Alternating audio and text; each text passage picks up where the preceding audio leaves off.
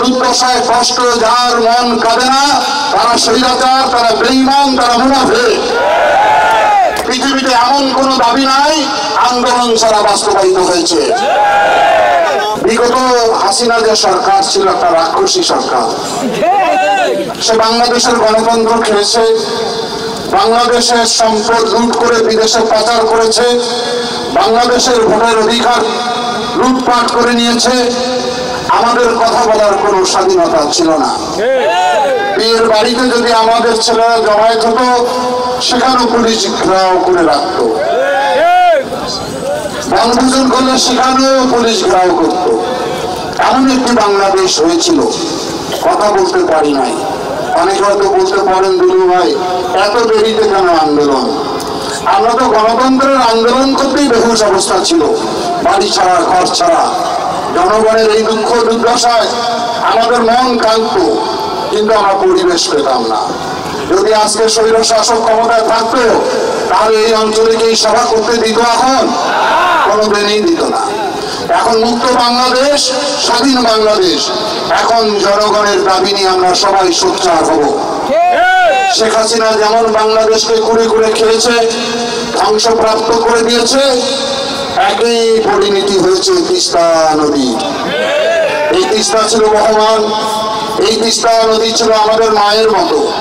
স্নেহ ভালোবাসা দিয়ে তিস্তার অববাহিকায় সবুজ শ্যামল প্রান্তরে মানুষ হাসি খুশি করে বেড়াতো।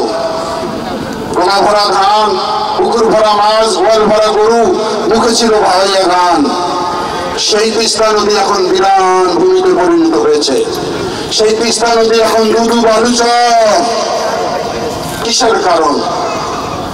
দুটি কারণ প্রধান। একটি হচ্ছে পার্শ্ববর্তী দেশ ভারতের বৈষম্যমূলক আচরণ।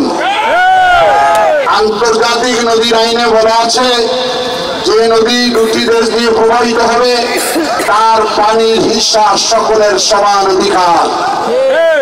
আমাদের নতজানু পররাষ্ট্রনীতির কারণে বিগত সরকারকে যখন আমাদের গণমাধ্যমের একনল হ্যান্ড ওয়াশ 100% প্যারাবেন ফ্রি, তাই নিরাপদ হাতের জন্য আস্থা রাখুন একনলে। প্রিয় সাংবাদিক ভাইরা জিজ্ঞাসা করতো, আপনি তো ভারতে যাচ্ছেন, তিস্তা নদী নিয়ে কি আপনি তিস্তার পানি স্বাক্ষর করবেন?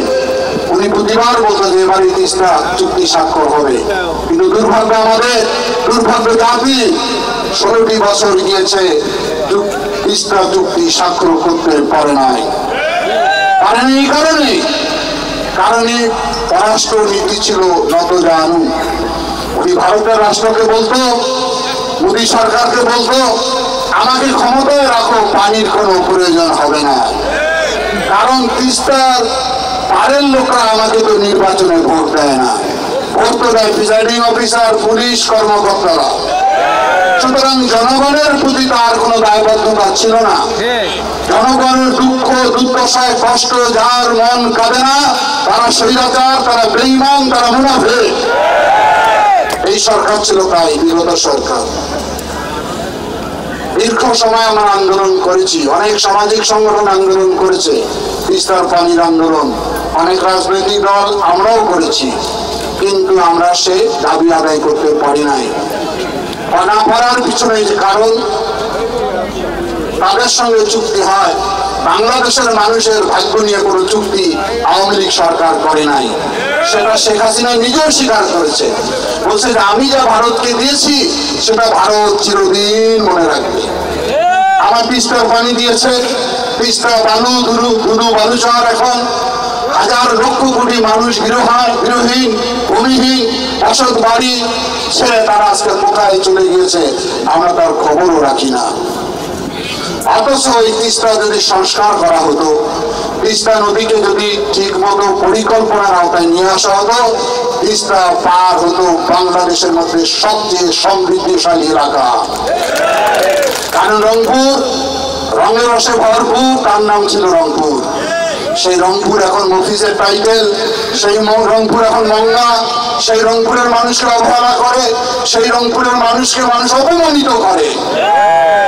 আমরা রংপুরের মানুষ মুখ চোরা বলে এই কারণে আমরা আমাদের দাবি নিয়ে সোচ্চার হতে পারি না।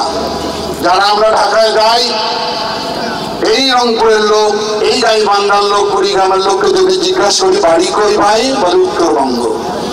জেলার নামটাও বলতে চাই না আমরা, এত সংকোচ আমাদের ভিতরে। আমাদেরকে জেগে উঠতে হবে।